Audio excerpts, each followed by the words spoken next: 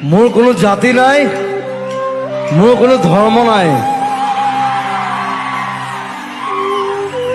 আজি জনপ্ৰিয় কণ্ঠশিল্পী জুবিন গাৰ্গ ডাঙৰীয়াৰ যিহেতু এই মুহূৰ্তত অন্ত্যেষ্টিক্ৰিয়া আৰম্ভ হ'ব, সেইকাৰণে আমি আল্লাহৰ ওচৰত এটি দোৱা আৰু প্ৰাৰ্থনাৰে তেখেতৰ কাৰণে আমি সদগতিৰ কাৰণে দোৱা কৰিম। আল্লাহুম্মা আমিন। ৰব্বানা আতিনা ফিদ দুনিয়া হাসানা ওয়া ফিল আখিৰাতি হাসানা ওয়া কিনা আযাবান নাৰ।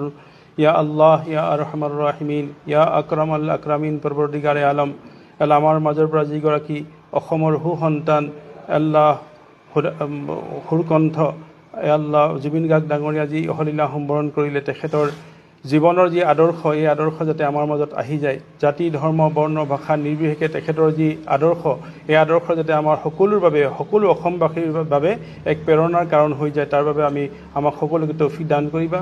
ৰব্বুল আলামিন ইয়া আকৰামাল আকৰামিন। তেখেতৰ সহধৰ্মিনী আৰু তেখেতৰ সহ্যাগত পিতৃ আৰু তেখেতৰ অনুৰাগীসকলক ধৈৰ্যৰ শক্তি দান কৰিবা।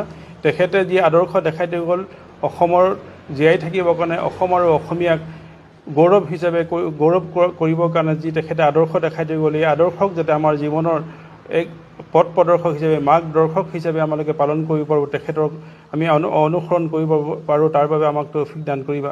আজি দাৰুল শিৱসাগৰ দিনী মাদ্ৰাছাত আমি এই দুৱাৰ মাধ্যমেৰে তেখেতৰ অনুৰাগীসকলক ধৈৰ্যৰ শক্তিৰ বাবে আমি দোৱা মাগিছোঁ, আৰু তেখেতৰ অনাগত দিনবিলাক যাতে আমাৰ মাজত অমৰ হৈ জীয়াই থাকে। তেখেতৰ যি সৃষ্টিৰাজি, এই সৃষ্টিৰাজিৰ মাধ্যমেৰে যাতে আমি তেখেতক সদায় জীয়াই ৰাখিব পাৰোঁ, তাৰ কাৰণে তৌফিক দান কৰিবা। ওয়াসাল্লাল্লাহু তাআলা আলা খাইৰি খালকিহি নূৰ আৰশি মুহাম্মাদিন ওয়া আজওয়াজিহি ওয়া যুৰৰিয়াতিহি ওয়া আহলি বাইতিহি আজমাইন। আমিন বিৰহমাতিকা ইয়া আৰহামাৰ ৰাহিমিন।